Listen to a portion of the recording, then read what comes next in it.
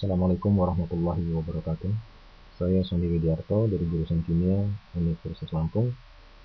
Masih dalam bahasan mengenai metode analisis gravimetri.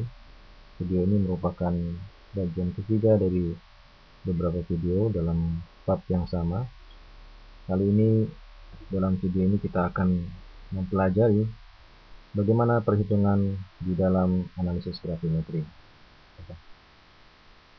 Perhitungan dalam analisis gravimetri merupakan bagian terakhir setelah semua prosedur tahapan-tahapan di dalam gravimetri selesai, diperoleh berat endapan.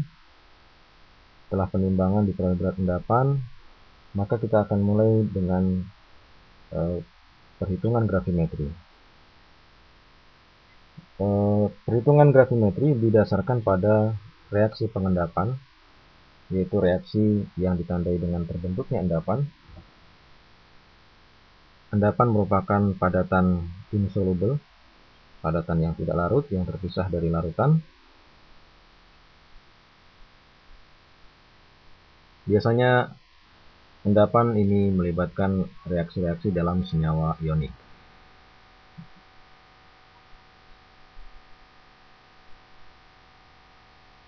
Suatu reaksi pengendapan, kita berikan contoh di sini, PbNO3 2 kali, timbal nitrat, direaksikan dengan natrium iodida, maka akan menghasilkan endapan timbal iodida dan natrium nitrat dalam bentuk aqueous. PbI2 dituliskan sebagai endapan dalam bentuk solid, menandakan bahwa PbI2 di dalam larutan tersebut telah mengendap sebagai padatan.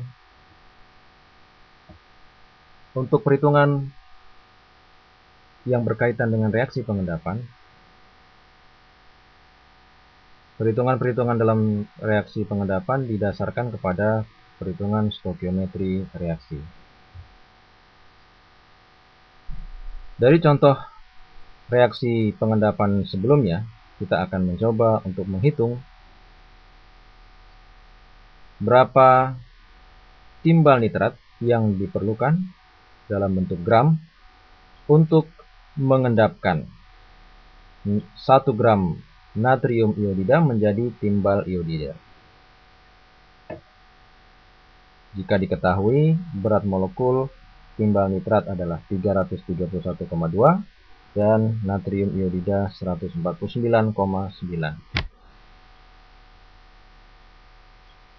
Kita tuliskan kembali reaksi yang berlangsung. Timbal nitrat ditambah 2 natrium iodida. Perlu kita perhatikan, sebelum kita mulai untuk melakukan perhitungan, maka kita terlebih dahulu harus menyetarakan reaksi kimia yang berlangsung. Dalam hal ini 1 mol PbNO3 2 kali bereaksi dengan 2 mol NaI. Ini yang perlu kita garis bawahi. Sehingga bila 1 gram natrium iodida, 1 gram natrium iodida, kita rubah dahulu ke dalam bentuk molnya dengan jalan membagi gram atau berat natrium iodida dengan mr natrium iodida. Kita kalikan dengan 1 mol NaI per 149,9. Ini adalah mr dari NaI. Dari sini kita telah merubah bentuk gram natrium iodida menjadi mol natrium iodida, sehingga kita peroleh nilai mol natrium iodida adalah 0,0067 natrium iodida. Kemudian kita rubah bentuk mol natrium iodida itu menjadi PbNO3 2 kali.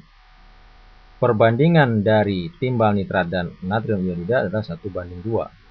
Sehingga kalau NaI 0,0067 berarti timbal nitratnya banyaknya mol timbal nitrat adalah setengah dari NaI.